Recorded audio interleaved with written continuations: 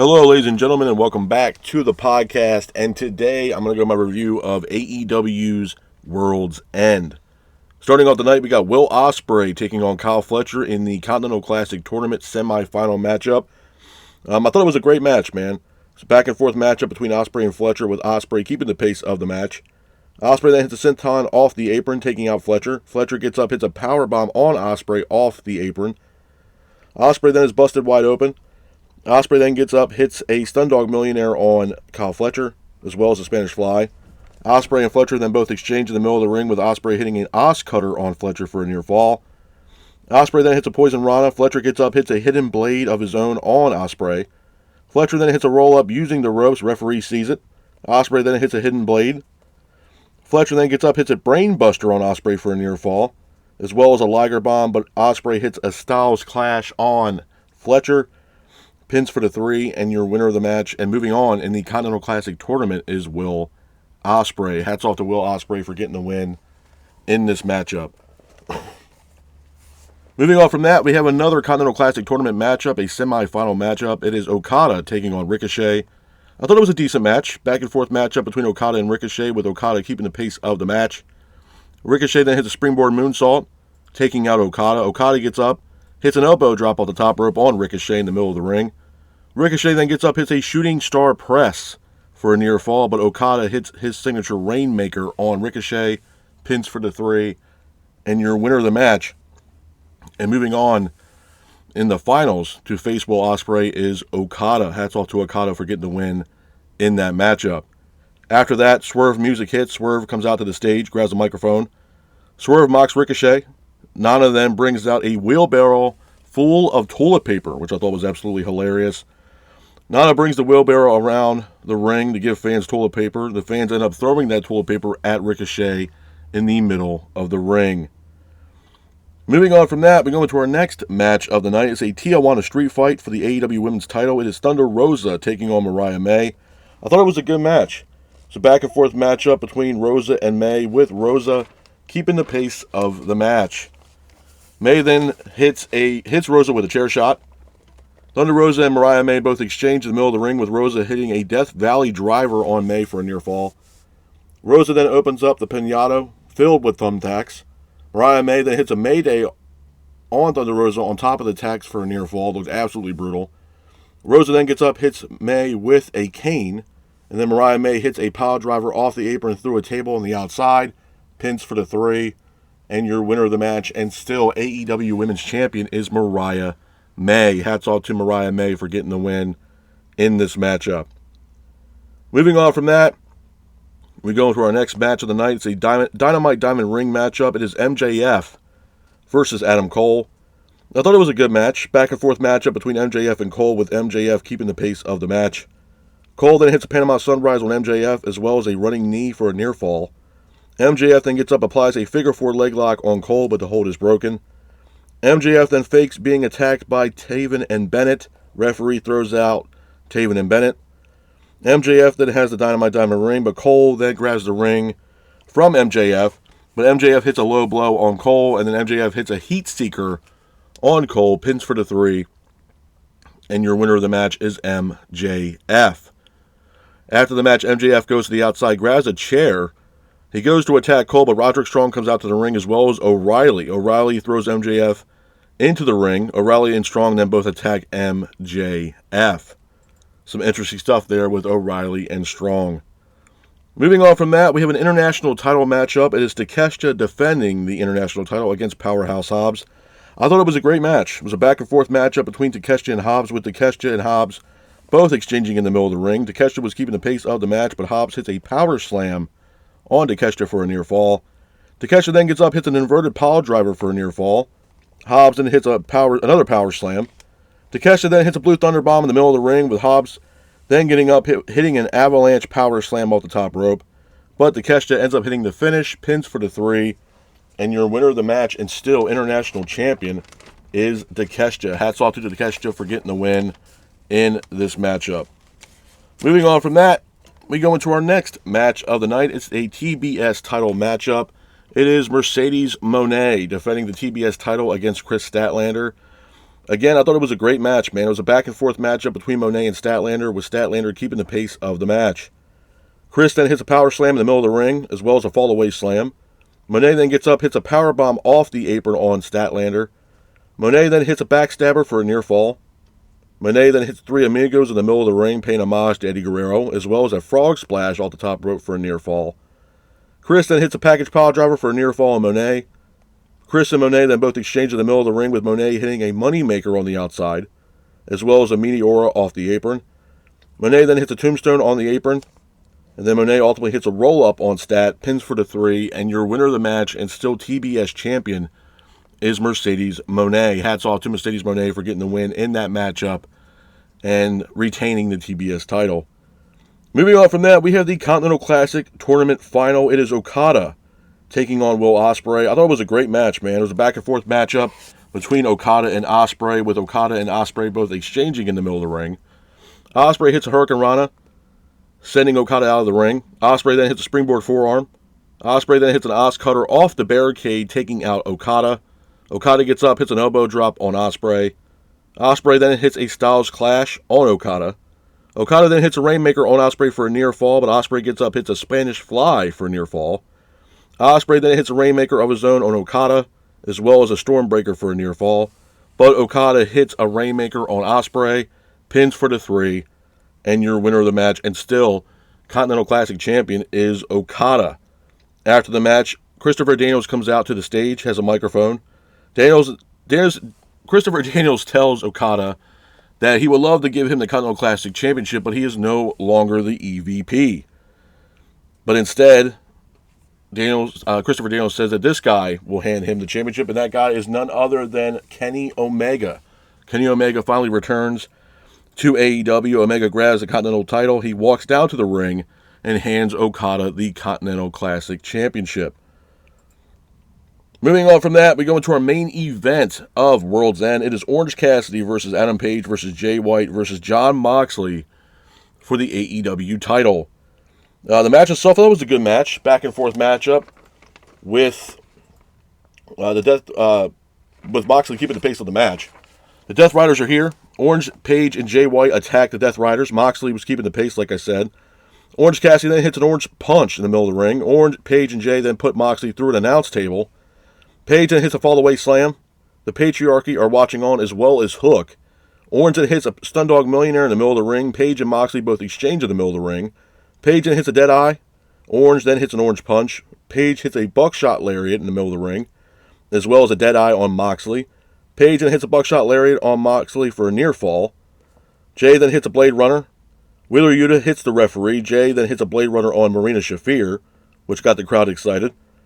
Yuta then hits a running knee, but Moxley hits a finish, pins for the 3, and your winner of the match and still AEW World Champion is Jon Moxley. After the match, FTR come out to the ring, and all of a sudden the lights go out, and all of a sudden it is Adam Copeland. Copeland joins FTR. He finally returns to AEW from a lengthy injury. FTR attacks the Death Riders. Moxley and Copeland get face-to-face, with Copeland hitting a spear on Jon Moxley, and it looks like Adam Copeland has his sights set on Jon Moxley. A couple of things I want to talk about, man, when it pertains to World's End. Number one, was it a good show? Yes and no. For many reasons why. Number one, I thought the main event was awful, to be honest with you. And I think a lot of people were on the same boat as far as that opinion is concerned. I think the main event was trash, to be honest with you. And there's a lot of ways of looking at the main event and saying, you know what, this probably didn't need to happen. It felt like it was rushed. And just the amount of people that were in this matchup, in this Fatal 4-Way, to me, it just didn't make sense logically, for an abundance of reasons. Number one, let's start with Orange Cassidy. Orange Cassidy had his opportunity against Jon Moxley, and he failed. And then after that, he was attacked by the Death Riders, and it made, Orange Cassidy look very weak coming into this match. I mean, I think Orange Cassidy wasn't going to be the guy that was going to save, quote-unquote, AEW from Jon Moxley and the Death Riders. I don't think that was going to happen. I think the biggest disappointment I would have to say out of all the guys that were involved in the Fatal 4-Way is Adam Page. I think Adam Page, unfortunately, at this time and at this juncture in his career with AEW, I feel like he's at a loss at this point. I feel like, if you look at the calendar year of 2024, for Adam Page. He's had some significant matches, and honestly, matches that have pretty much saved AEW as far as ratings, as far as interest is concerned. I mean, those matches that Adam Page had with Swerve were absolutely incredible. I mean, from the steel cage match to, I mean, they had multiple matches that were absolute bangers. And to be honest with you, to see, where he's at now, it's a problem. And to be honest with you, at this time, with Adam Page, it's one of those things where you have to look at the fact that, he went from having these matches with Swerve to, now, yeah, he's in the main event scene of World's End, but he didn't win the title. To me, Adam Page should have been world champion by now in AEW. I don't understand why and what the disconnect was from Adam Page going into this matchup. I don't understand the direction of Adam Page and where he's going at this point. I think it's the same thing with Swerve. Swerve, you saw Swerve come out last night, or come out of World's End, and kind of make a mockery of Ricochet and stuff like that. But Swerve, again, also needs to be a part of the title picture, man. Swerve, again, really carried this company on his back, to be honest with you. And, honestly, at the end of the day, it needs to be something where, AEW needs to hit the reset button going into 2025. And, the big-time players in AEW need to be presented in a different spotlight. Adam Page needs to be going after Jon Moxley. Hands down. I mean, I understand people will say, well, he was a part of the main event of World's End. But there was 3 other guys that he had to, go up against in that matchup. Adam Page should have been pushed, by himself enough to get to Jon Moxley, is what I'm saying at the end of the day. The Fatal 4-Way just didn't need to happen. Orange Cassidy needs to get in the back of the line. Jay White, I got all the respect in the world for Jay White. And I feel like, I was happy they put Jay White in the main event scene, especially at this pay-per-view at World's End. But Jay White's another guy on that roster that, again, needs to be pushed, man. Jay White's a former IWGP World Heavyweight Champion. I mean, the guy has the credentials, man, and the guy is a main event player, and I feel like AEW at times kind of, is behind the 8 ball when it pertains to some of the talent, and they don't even know how to push younger talent to build up into superstars like Darby Allin. Tony Khan and AEW have a hard time with that. The other thing I want to talk about that really did, piss me off, really, was the Continental Classic Tournament. You had 5 weeks of this Continental Classic Tournament with some of the best talents in the world a part of this tournament. We had 5 weeks of this tournament ultimately just to have Okada win the tournament, just to say, okay, they're going to face off, Okada's going to go up against Omega, most likely at All In, which I'll get into in a minute with Kenny Omega. Personally, with the Continental Classic Tournament, it should have been Kyle Fletcher who won this tournament. Kyle Fletcher was going into this tournament with a hot streak. I mean, he just had one of the best matches in his career by beating Will Ospreay. And he was going through a lot of talent in the Continental Classic Tournament. I mean, Fletcher was looking strong throughout this entire tournament. And I know some people said, well, Ospreay should have won, or this, that, and the third. Kyle Fletcher should have won this tournament. It's going to benefit Kyle Fletcher immensely compared to what he did against Will Ospreay. It gets his name out there. He's wearing championship gold around his waist. Kyle Fletcher is one of those talents that AEW has, and they're sitting on a gold mine right now with Fletcher. Fletcher is the future of AEW. And I 100% believe that. The guy is talented. He's still young in, the professional wrestling game. He has a lot of time. He hasn't hit his prime yet, man. I think the guy's like 23, 24 years old. He's got a lot of time on his plate right now to build up his craft, to be one of the best wrestlers, if not the best wrestler in the world at some point in his career. Fletcher should have won this tournament. It wasn't going to benefit Ricochet at all. The Ricochet experiment, I think, has run its course, to be honest with you. Ricochet, I think the best thing for Ricochet to do right now in his career is turn heel, to be honest with you, to save his career. Because right now, and take the microphone away from Ricochet, he can't cut a promo to save his life. But he could turn heel and stay a heel. Ricochet being a babyface is just not going to benefit him or AEW. It's just not. And hopefully Ricochet does turn heel.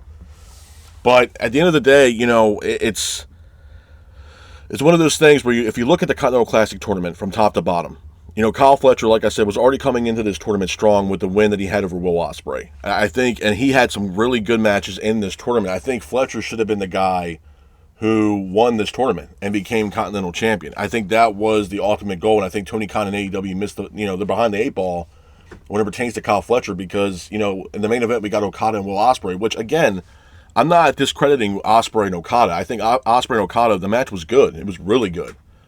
But did we need that match? No, we did not. And to be honest with you, even if you're looking at both sides of the fence, whether it's Okada and Ospreay, Let's say Okada did lose and he wasn't in the finals, or Ricochet beat Okada. Then you got Ricochet versus Kyle Fletcher, which again is a match which I believe we have not seen yet. So you look at it from multiple angles, man. I just think that Okada, Will Ospreay, credit, yes, it was a good match, but Kyle Fletcher should have been the one who won the Continental Classic tournament. And, I think it would have benefited him in his career immensely, to be honest with you. And the whole thing with the tournament itself, am I a big fan of the tournament? No. Obviously, things are a lot different from year one to what it is now. But for what it's worth, and you look at someone like Will Ospreay and what he went through in that tournament just, at World's End. I mean, he got, decimated by Kyle Fletcher. I mean, Kyle Fletcher was beating the holy hell out of Will Ospreay to a point where he was covered in blood and he was busted wide open. I mean, and then you see Ospreay come out to the Okada match. He's wrapped up in bandages and everything else. Fletcher beat the dog shit out of Will Ospreay. So it's not like this guy is not a suitable contender to be a world champion. No, Kyle Fletcher is. Kyle Fletcher is the future of AEW. And if they do it correctly, this guy, like I said, he's still young in the game, man. He's got a lot of time left in his career. He hasn't even reached his prime yet. And I feel like that's where AEW drops the ball at the biggest, is the fact that they don't push younger talent. And Fletcher should have been pushed, and he should have won the Continental Classic tournament. And that's the main issue with AEW, because Tony Khan does not push the younger talent. And because of that, the AEW shows suffer, because with injuries and people taking time off, it does hurt AEW because Tony Khan doesn't know how to push younger talent. When you've seen Kenny Omega out with diverticulitis, you've seen the Young Bucks taking some time off. Adam Cole was injured, and he was out for quite a while, I think almost a year. And that was some of their top talent. Bryan Danielson, again, they put a lot of faith in Danielson as well, because he was a guy that was carrying the torch. Even back in the day, we had CM Punk, and they were putting a lot of the stuff for AEW on CM Punk's shoulders. And with the injury, and Jon Moxley came in and was interim champion, they don't know how to build younger talent. They should be building people up like Kyle Fletcher, Darby Allin, Daniel Garcia, Sammy Guevara. These are the guys that they should be building up in this division for the future of AEW. Right now, Tony Khan's not doing that. And ultimately, it's jeopardizing AEW in full, because at the end of the day, you can't get invested in the younger talent if they're not pushing the younger talent. Ricky Starks, again, younger talent. Well, we haven't seen Ricky Starks on TV in quite a while. So it's one of those things that ultimately is going to be the test of time for AEW.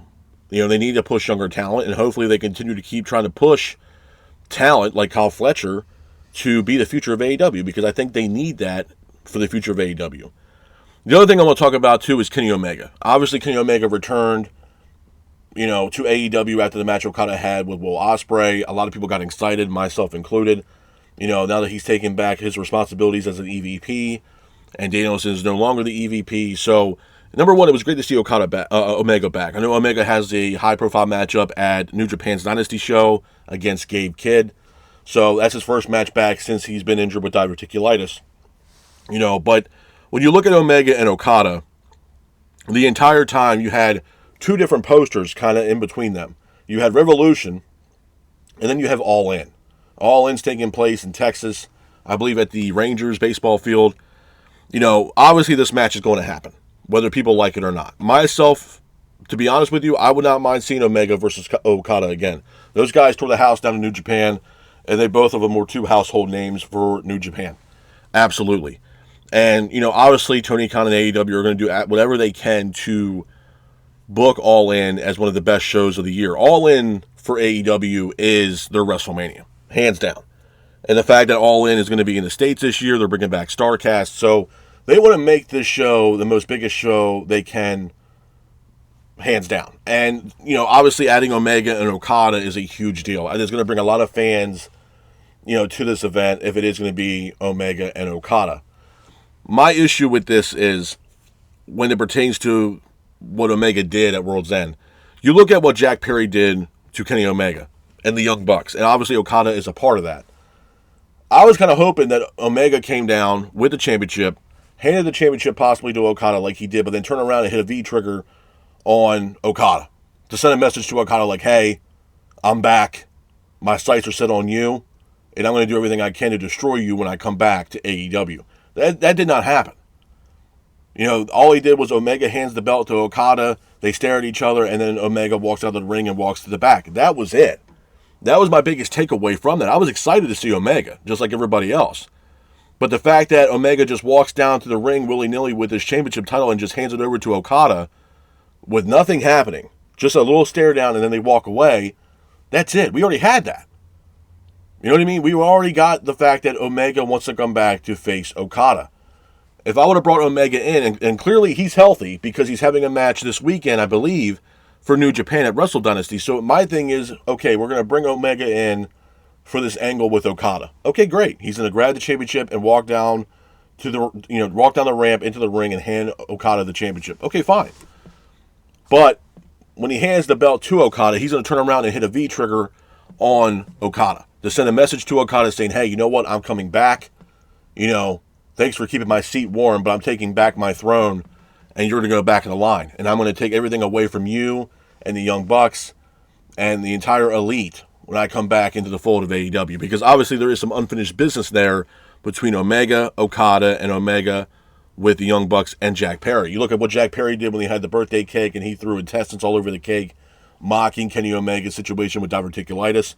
That needs to come into a storyline. They need to form that story because you have the base of the story, obviously, and the fact that they attacked Kenny Omega, and Kenny Omega was taken out in a gurney into an ambulance and then carted off away, and we haven't seen Omega until World's End.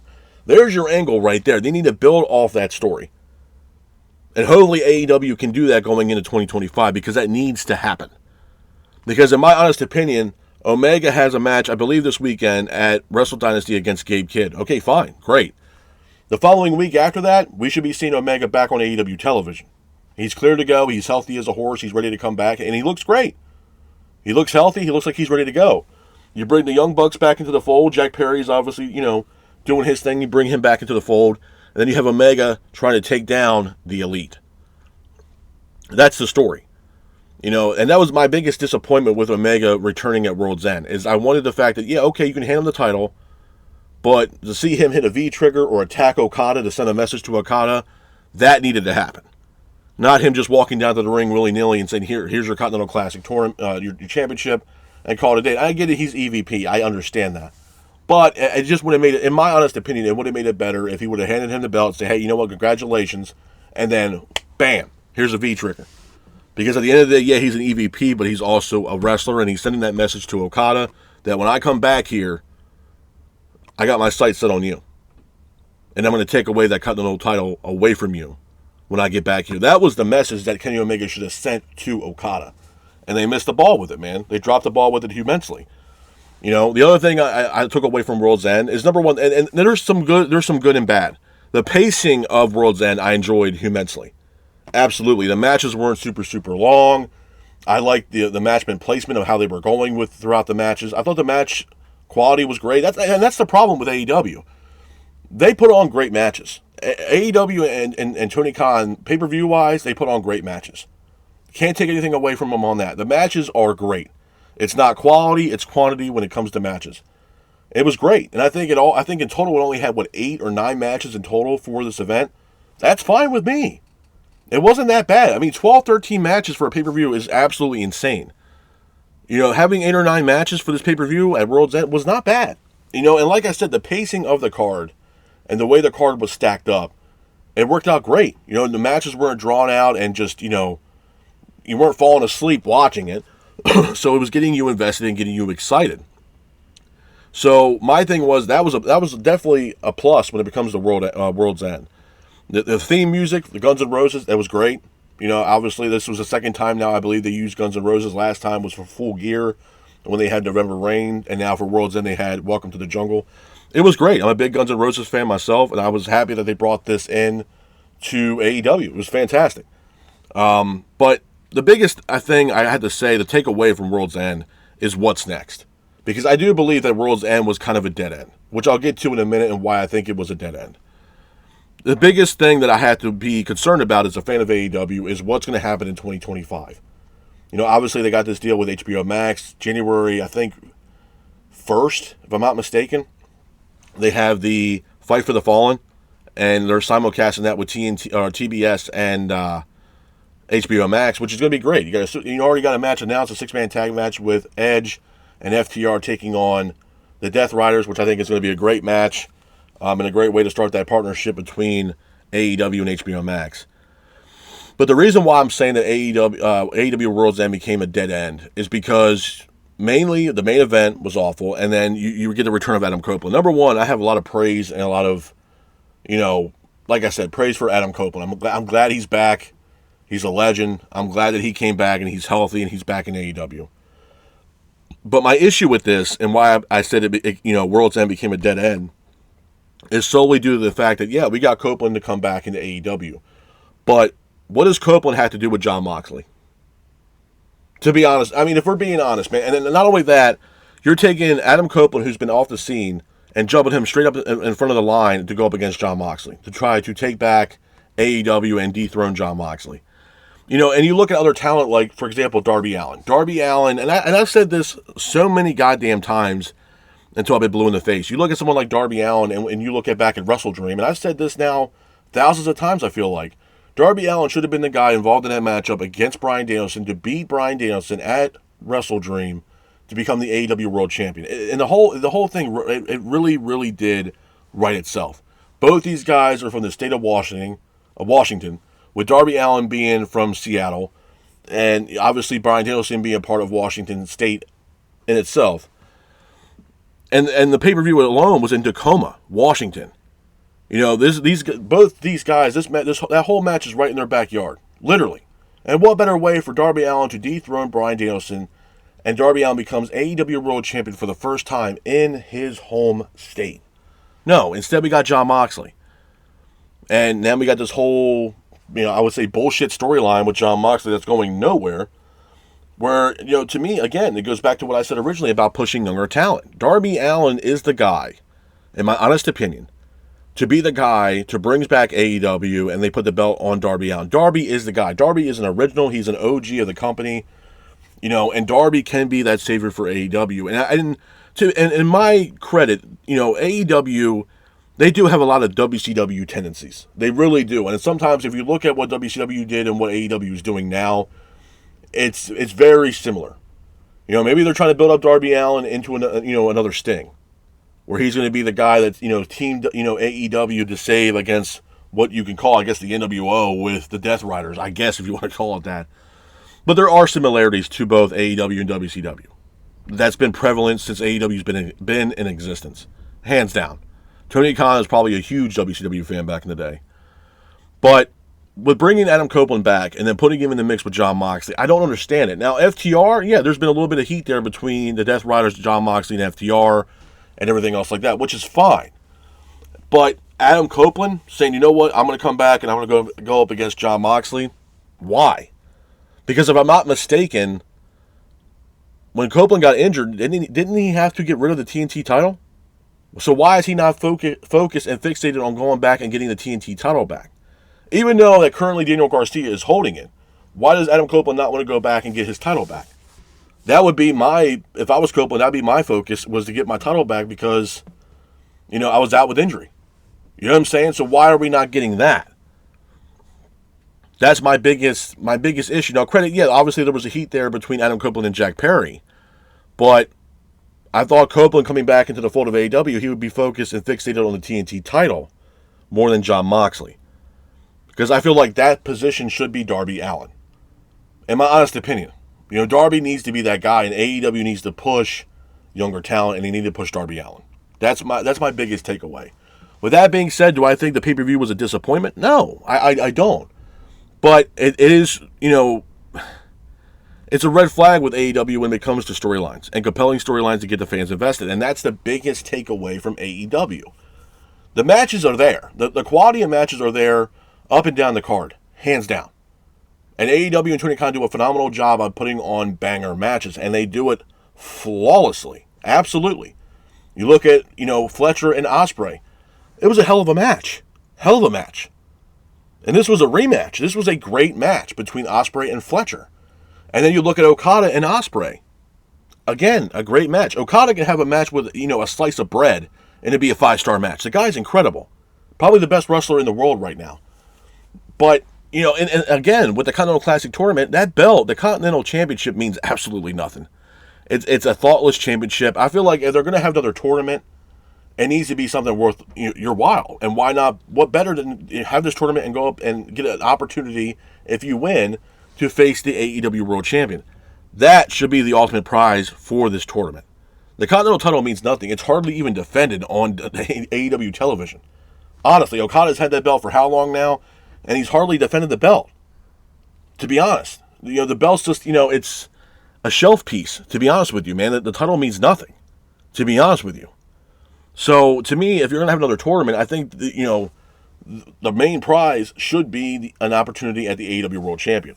I mean, especially if you look at the situation with Will Ospreay and what he went through in this tournament, where he was getting his ass kicked by Kyle Fletcher, and then has another match the same night when he comes out bandaged up and he's bleeding all over the place to face Okada just to lose.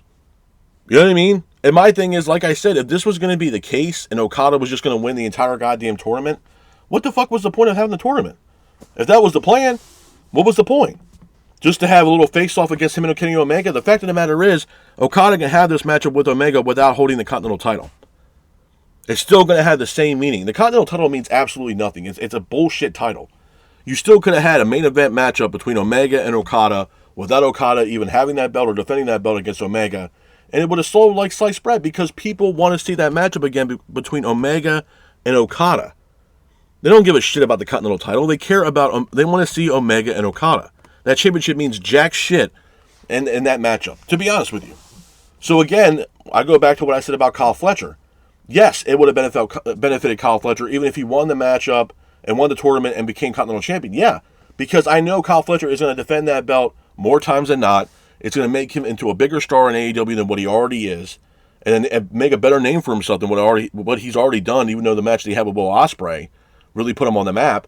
This is only going to intensify that if he would have won the Continental Classic Tournament and became Continental Champion. But AEW and Tony Khan dropped the ball on that because they don't know how to build up younger stars. That's just the way it is. And that, unfortunately, is the boat that we're on right now. You look at situations, like I said, like Ricky Starks, Wardlow. They don't know how to build these guys up, or these men and women up, to be top stars for AEW. You know what I mean? And I mean, if you look at the narrative, you look how many people from WWE are over in AEW. A lot of people were saying that AEW was turning into WWE's wasteland. That the people that WWE did no longer want or give a shit about, AEW was throwing the checkbook at these people, bringing them in, and no one even thought, no one even gave a damn about these people because they weren't doing shit on WWE. So why should we care now? And that's really what it was, and that's really what it is. And even speaking of WWE talent, there was former WWE talent that was backstage during this event at World's End. I heard that there was Tyler Breeze was a part of this. He was backstage, as well as Baron Corbin. Breeze has been a free agent for a long time. Corbin, he's by the hit free agency. He was backstage during this event. I don't know if they're going to try to bring in Baron Corbin, Tyler Breeze. I don't know. Do I think Baron Corbin would fit into the mold of AEW? It's a possibility, but I want the old school lone wolf Baron Corbin, and not what the Baron Corbin we got in his last whole tenure in WWE, where he looked like Dr. Evil. I want the lone wolf Baron Corbin, and I think bringing him in as that will be great. Absolutely, the anti-villain, or anti-hero, absolutely. It would be great. I'm not against that, absolutely not. But it's one of those things too with AEW. If you look at the narrative of 2024, and now we're going into 2025, literally in a couple days. It's one of those things where AEW needs to hit the reset button. We need predominant storylines. We need storylines that are going to get the fans invested in the product. Because I'm telling you right now, if we get a 2024 year into a 2025, and it's the same shit, it's going to be ultimately bad for AEW, man. That's just the way it is. And they can build storylines. And I know that, Tony Khan said he's going to be head of creative. God bless AEW. But they need to have compelling storylines. Rampage is no longer around anymore. Rampage their last episode was last Friday, I believe. And Rampage is no more. And they're already having issues with trying to shop around Shockwave because Fox pretty much stopped conversations with Tony Khan about Shockwave. So it looks like Shockwave's not going to happen anytime soon. So with Rampage being gone, this should give Tony Khan more time and focus on Dynamite and Collision, where it matters, especially Dynamite, because Dynamite is their household show. That's what brought them to the dance. That was their first show. We need to be fixated and focused on Dynamite because that is their main show on Wednesdays on TBS. That's what you need to be focused on. And whatever happens on Dynamite needs to bleed into Collision. Keep the storylines hot and then we get to the final, pay-per-view matchup where all that storyline comes together into this final product of what the match should be. And AEW really has a hard time with doing that and telling storylines. But that is also the biggest thing coming out of World's End, too. What's going to be next for people like MJF? What's going to be next for people like Swerve? What's going to be next for Jon Moxley? Is it going to be Copeland?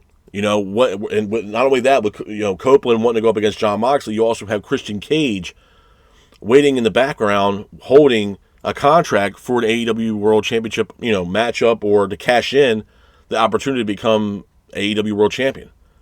So again, it's really a double-edged sword. Now with Copeland and Moxley, there's multiple angles you can play this.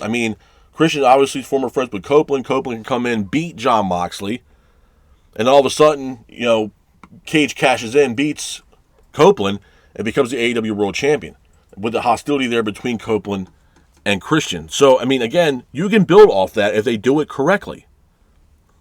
And hopefully they will, because it looks like that's the route that AEW and Tony Khan are going when it pertains to Jon Moxley. And hopefully it plays out well. We're going to find out. But again, this is a crucial year. I believe 2025 is going to be a crucial year for AEW. Because like I told you guys before, WWE is miles and miles and miles ahead of what AEW is doing right now. They're going to be debuting on Netflix here January 6th. They're in a league of their own. AEW needs to be focused on AEW. Stop worrying about what WWE are doing. And they need to go back to what brought them to the dance, to be honest with you. And like I said, 2025 is going to be a crucial year for AEW. Detrimental year for AEW, because if we get the same shit we got in 2024 going into 2025, it's not going to look good for AEW, man. It's not. And newsflash to a lot of fans that are fans of AEW, the reason why Shockwave is not a conversation anymore is because Fox shut that down. And the reason why Fox shut that down is because Fox looked at their Nielsen ratings and what they were getting on their weekly episodic television, whether it was Collision and Dynamite, and seeing the ratings progressively go down and down and down. Fox no longer wants to be working with Tony Khan and AEW, for what I understand right now. Which, quite frankly, I can't blame them. Ratings are everything. Or maybe Fox doesn't want to get back into the wrestling business. Who knows? But again, the ratings do affect other, cable programming to be like, what, I'm going to pass on this, man. It doesn't look really good over here in AEW. You know what I mean? They need to go back to what brought them to the dance, and they have the talent to do it. You look at MJF and Adam Cole, with MJF winning that matchup, but then you see Kyle O'Reilly come out as well, and it looks like O'Reilly is going to go and join Roderick Strong and Adam Cole and Taven and Bennett and be a part of Undisputed Kingdom, which again is a big deal. If that's going to happen, and Kyle O'Reilly, quote unquote, goes back home where his heart is and joins Adam Cole and Roderick Strong, I'm all for it. They can, and make Undisputed Kingdom one of those factions, one of the best factions in AEW, a faction that can actually take down Jon Moxley and the Death Riders. You know what I mean? Because they have stables in this company. You got Undisputed Kingdom. You got, the Death Riders and Jon Moxley. You have the Hurt Syndicate with Bobby Lashley, the MVP, and Shelton Benjamin. You have stables. You know what I mean? But who really is going to be that person that's going to dethrone Jon Moxley and take back AEW? And that's the biggest question coming out of World's End, to be honest with you. Do I think the pay-per-view was a disappointment? No. But I do think the fact that they don't have compelling storylines going into these matches, it does hurt AEW immensely. Now, if you had storylines and the match qualities that we're getting, you're going to win 10 times out of 10. But unfortunately, with no storylines, the fans have a hard time getting invested in your product because it's like, okay, we're getting another banger matchup, but where's the story? Fans want story, man. They want something that they can actually sink their teeth into and get invested in the product and in these matches. Anybody can book a banger match. Anybody can. Myself, you guys, anybody can book a banger match. Absolutely. Which is fine, which is great. We get these dream matches, that's fine. But we want compelling storylines. We want a reason why. It goes back to Will Ospreay Ricochet won. Yes, they had matches back in the day. PWG, Rev Pro. I get it. On the indies. Well, a lot of fans don't understand what happened between Ospreay and Ricochet back in the day on the indies.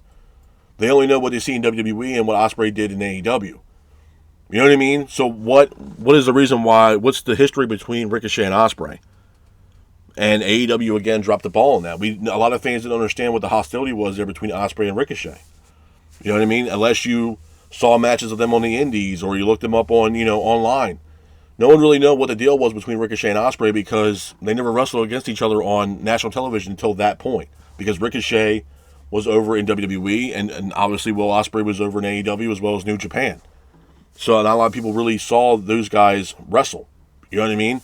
So it's almost the same thing with Hogan and Andre. Everybody's like, oh, Hogan and Andre, the first match they ever had was at WrestleMania 3. No, it wasn't. Hogan and Andre wrestled quite a bit, actually a couple times before WrestleMania 3. The only reason why it was hyped up the way it was is because WWE was pushing Hulk Hogan to the moon. And they were booking him to be this, the next top guy. And he was back in the day for WWE. Where, Hogan was going up against, the ninth wonder of the world with Andre the Giant. So, and they were booking Andre obviously as this indestructible force because that's what Andre was. It's the same thing here when you look at the fact of, like Omega and Okada. Not a lot of people know the history between Omega and Okada. Because a lot of the matches that they had together was only in New Japan. No one's really ever seen it in the States. So for a lot of fans, some fans, seeing Omega and Ospreay now, they're probably seeing it for the first time ever. So it's like, okay, well, how we got here? What's the history behind Okada and Omega? A lot of fans don't know. Unless you're one of those fans that really get invested in what the hell's going on outside of maybe WWE or AEW. To know the background and the history between Omega and Okada. And obviously there is a lot of history there between both of these guys. They put on some banger matches for New Japan Pro Wrestling. Absolutely.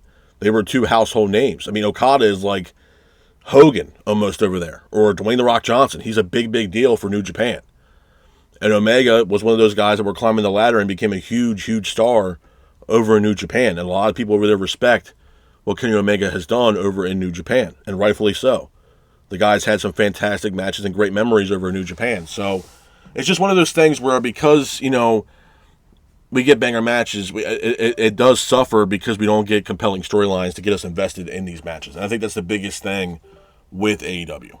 So like I said, long story short, World's End, yeah, it was a good pay-per-view. Could it have been great? Yeah. Was it great? No. Was it bad? No. The quality of matches were great. But unfortunately, it's really hard to get behind these matches with no compelling storylines. And that's why, like I said, I think World's End turned into a dead end. Because a lot of things made sense and a lot of things didn't make sense. And hopefully going into 2025 for AEW, things can start slowly making sense for the fans. Because like I said, when Copeland came back, hey, it's great to see Copeland come back. He was out with injury. It's great to see him back. But why is Copeland going up against Jon Moxley? What's the deal here between Moxley and Copeland? And like I said earlier, I thought Copeland would have his sights set on getting the TNT title back rather than going up against Jon Moxley. So again, like I said, World's End, to me, kind of turned into a dead end, in my honest opinion. But with that being said, this is my review of AEW's World's End. I hope you guys are out there staying safe. Be careful.